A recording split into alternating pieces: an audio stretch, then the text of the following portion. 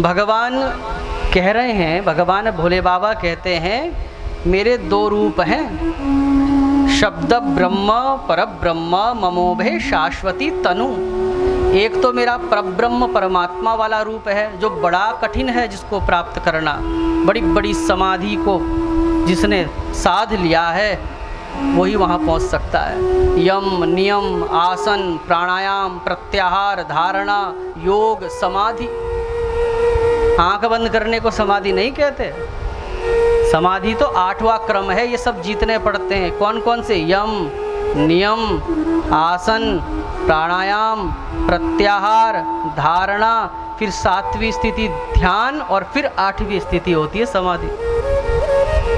तो वो परब्रह्म परमात्मा तो इन सब को साधने के बाद प्राप्त होता है। मतलब बहुत कठिन है, अपने बस का तो है नहीं।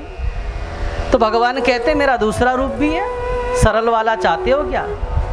क्योंकि जब कोई चीज़ बहुत दुर्लभ हो जाए, एक होता है दुर्लभ, एक होता है अति दुर्लभ।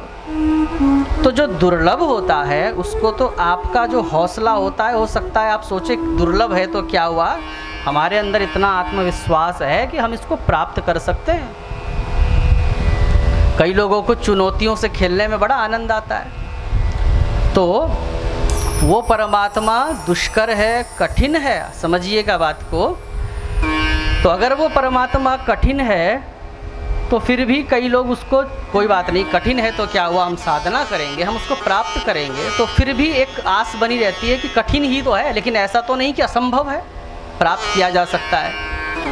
लेकिन कोई अगर कठिन ना हो, अति कठिन हो, दुर्लभ ना हो, अति दुर्लभ हो, तो कई बार आदमी ये भी सोचता है कि भैया जो चीज़ हाथ लगनी नहीं उस रास्ते जाना क्यों।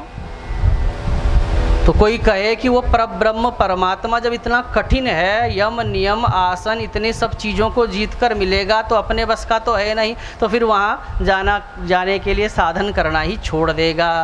भगवान कहते हैं नहीं नहीं, मेरा एक सरल रूप भी है। सरल रूप कौन सा है? शब्द ब्रह्म परब्रह्म। परब्रह्म बड़ा दुष्कर है प्राप्त करना, लेकिन भगवान कहते हैं शब्द ब्रह्म, मैं शब्द रूप में भी विराजमान हूँ आपके सामने। तो जिस परब्रह्म को आप प्राप्त नहीं कर सकते अथवा जो बहुत कठिन है, वो ही परब्रह्म शब्द ब्रह्म के रूप में आपके सामने पुस्तक के रूप में आ गया, शब्द के रूप में आ गया, अक्षर के रूप में आ गया। और अब ये आपके कानों के रास्ते से जैसे जैसे शब्दों को सुनोगे भीतर जाएगा। वो तो पकड़ में नहीं आ रहा था, लेकिन ये जाएगा कथा के माध्यम से। इसलिए श्रवणम तो कृतम सर्वैर न तथा मननम कृतम। सबसे पहली भक्ति क्या कही गई है? श्रवण। श्रवणम कीर्तनम विष्णु स्मरणम पाद सेवनम। नवदा भक्ति जब बता रहे हैं प्रहलाद जी महाराज, 9 प्रकार की भक्ति जो रामचरितमानस में भी कही गई है। तो प्रथम भक्ति संतन कर संघा। रामचरितमानस में पहली भक्ति ब्राह्मणों का संग, संतों का संग। क्यों? क्योंकि वहाँ से सुनने को मिलेगा, संतों के पास ब्राह्मणों के पास सुनने को मिलेगा। तो संतन कर संगा का मतलब भी यही है कि श्रवण पहली भक्ति है। प्रहलाद जी महाराज ने भी यही कहा, श्रवणम कीर्तनम विष्णु स्मरणम पाद सेवनम। 9 प्रकार की भक्ति, पहली भक्ति श्रवणम। इसलिए सुनो सुनो सुनो। तो श्रावण में श्रवण आपको प्राप्त हो रहा है। अच्छे संकल्प भी भगवान की इच्छा के बिना आपके मन में नहीं आ सकते।